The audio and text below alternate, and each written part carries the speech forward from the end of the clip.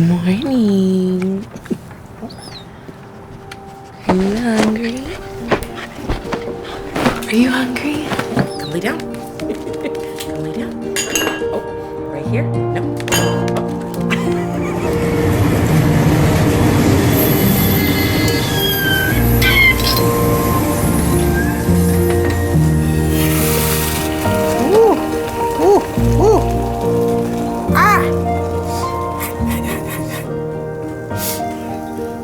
This is only if you like really strong coffee, and I like strong coffee.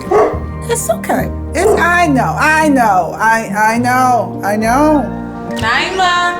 Yeah. Mimi, can you come help me in the kitchen?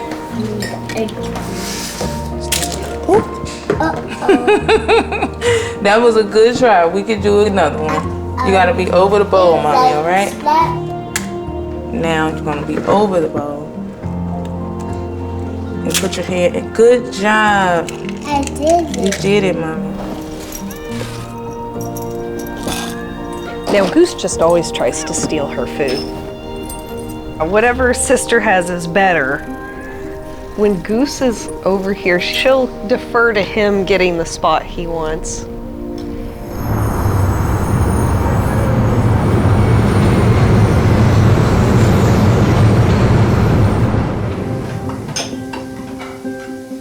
You want eggs, right? Yeah. That's it? Yeah. You sure? Yeah. So did you come to help? I came to look. And help.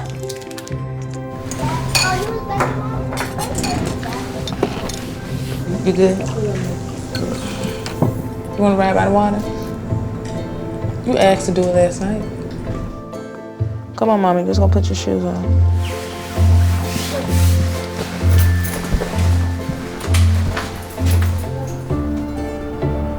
You can often get stuck in the muck of the day-to-day, and so having a vision helps. I'm not sure I ever had like a vision for myself outside of becoming a parent. And how can I get back to like the essence of me, right? May 6th, Mimi drove to my sister's house. This is probably when Mimi got her license. Whew, I survived that. August 18th, I scored a good deal on 100% natural beef hamburgers. Hey, dinner on a budget and delicious. Not gonna read that one. But I felt very sexy in whatever I wore that day. I love this. I could do this all day. September 19th, I put my vision board back up to remind me of who I am.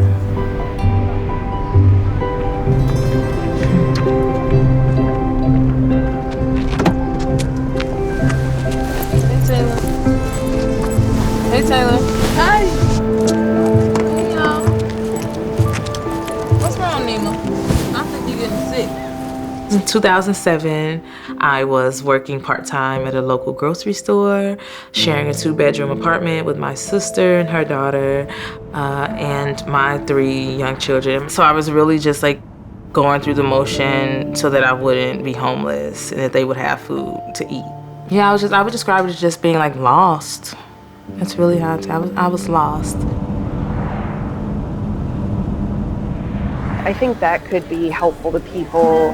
Here's how people trick you into giving the security questions. Yeah. And also, here are things that are easy to look up anyway. And of course, if you talk about your pets all the time like I do. Goose is mischievous and causes a lot of trouble. It's a beautiful day in the neighborhood and you are a horrible goose. And see, he does stuff like that. Pretty day out today. I've been knitting for more than half my life at this point. I've knitted probably like 15 pairs of socks. Fun fact, they have never knitted a pair of socks for me. That should have been her wedding present, like socks. It's a lot easier to find other trans people here. Once you make a few trans friends, then you meet all their friends. It's complicated going back to the place I grew up because, you know, everybody knew me in a certain way. In a lot of ways, it's easier can move forward and be like, okay, introduce myself to new people by my correct name and pronouns. Last year was my first Hanukkah, although I didn't make latkes. I'm converting to Reform Judaism. Latkes for kitties. I like that we're kind of establishing our own traditions as a family while still participating in our, family tradition. We did the menorah last year, and this year is our first year trying latkes, and they turned out pretty well.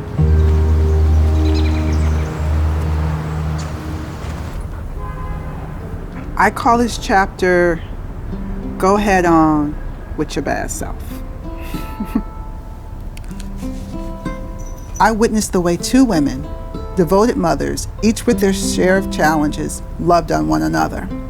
They taught me that first and foremost, you have to love on yourself, and that doing so was not an act of selfishness, but an act of strength and wisdom and fortitude. That's from my book, my memoir, Child Please. It's about mama, my mama. My mother used to say, you're all you've got. And I would think, well, I got you, right? And she's like, well, I mean, you do, but you kind of just understand you're all you've got. At the end of the day, you're all you've got. So you got to make sure you're good with you.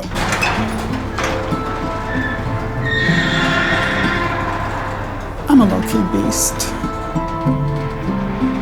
I don't like to say it too loud. I don't like to brag, but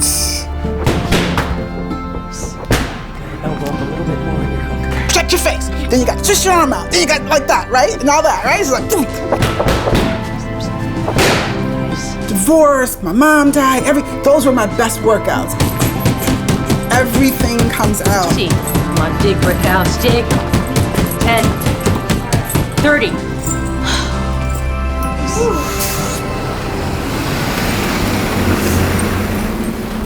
Let's be polite, okay? Let's be nice. I had not long prior moved to the suburbs, really overwhelmed is the best way to put it.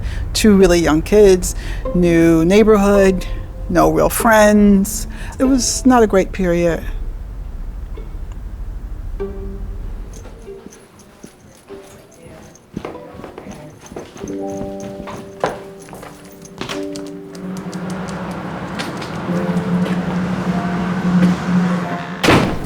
Look how pretty. Yeah, what are all the smells? I grew up experiencing several different levels of fear and marginalization. So I think for a lot of my life, I concealed a lot of my identity. I stuck out like a sore thumb being Mexican. I didn't really feel like I had a safe place even within my own family. That's why I never came out when I was, younger. But I think I fully accepted who I was when I moved here. Thank you, toes, for keeping me grounded. Thank you, feet, for taking me places. Thank you, knees, for letting me bend. Thank you, arms, for letting me hold things up. I have like a theory about witches. Witches were never really these like evil things. It was the patriarchy that just pitted women who stopped caring what people thought about them and burned them at the stake. It's just women who started living life how they wanted before feminism existed.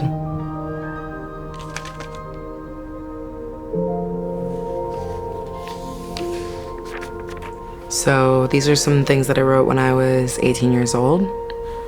I believe that any person has freedom to do what they would like to their own body.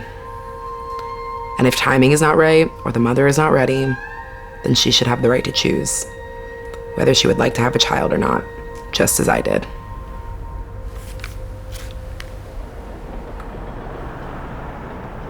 I found out I was pregnant in May. Something in me was always just like, no, girl, this ain't it, and you can move beyond it somehow. I just remember closing my eyes, praying, and just, before I knew it, the words were coming out. And I said, I can't, Dr. Sarah, I can't. I knew I was at peace with it. I knew my God was at peace with it. And I think it was one of the first major decisions I made with no consideration of anyone else. I knew that I needed to be the best mother that I could be to the children I had. I was just not in a place where I could physically or emotionally handle a pregnancy, let alone a child. I was just in a position where I felt absolutely trapped and terrified, and I just would not have been able to handle it. Even then, I knew that this wasn't the life that I wasn't myself yet. I wasn't whole. I wasn't ready to be a good parent. I went to my friend Anne. I was like, I want to do this. I need your help. I want to keep this as private as possible. Finding myself pregnant while being trans was kind of hard for me emotionally, because even though I knew being pregnant doesn't make me a woman, societal messaging around pregnancy is so gendered that being surrounded by that was really hard. My friend was really generous and lent me most of the money that I didn't have to have the abortion. Just that process of figuring out how to pay for it, that was like the worst part of it for me. I mean, now, since I've talked to them about this, I know that my mom has had an abortion. I know that my dad's partner at one point had an abortion. If I had known my mom had had an abortion, I probably would have been able to talk to her about it. Why couldn't we talk so candidly about abortion? It's liberating to just own your truth and tell it, whatever it is. Sometimes it's ugly, sometimes it's messy, but it's yours. If I had one dream, it would be that my daughters and my son would have no limits to how they see themselves and how they see their futures, how they celebrate their bodies and how they celebrate love. She said you're supposed to move them around, do what you do. However. Uh-oh. Did it go like this? That's not horrible. Look at this compared to the way you had it on. That's not horrible. To people who are seeking abortion services, you are not alone. There isn't anything wrong with you. You deserve compassionate care. You deserve loving relationships. Boundaries. Taylor has shown so much improvement in class. We are extremely proud of her strength and ability to keep growing as a lady warrior. Good job, mommy. Super, super sharp and smart. Proud of your sister. You proud of me too. Most importantly, that you're loved. I think that's like, you're so loved.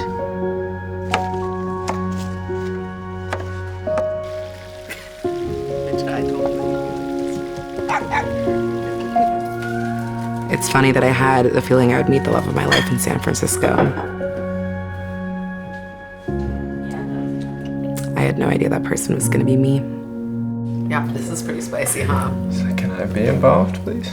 He's always trying to be in our relationship. It's kind of out of the way here. He has a very fetching scarf, so.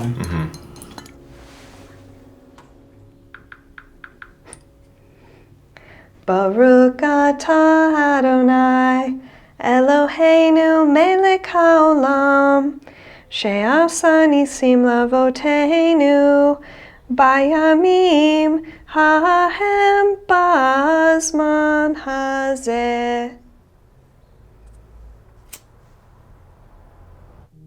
This is a call to action and for agency. That every person, regardless of who they are or where they are, feels empowered through care and access to it. This is an appeal for compassion and for protection. That we fiercely protect each other even as we walk different paths, so that our own path may be free from barriers that keep us down. This is a plea for love and for freedom. That each of us is free not only to dream our best life, but that we have the freedom to live it. This is a demand for an end to judgment, an end to stigma, an end to silence, and an end to shame.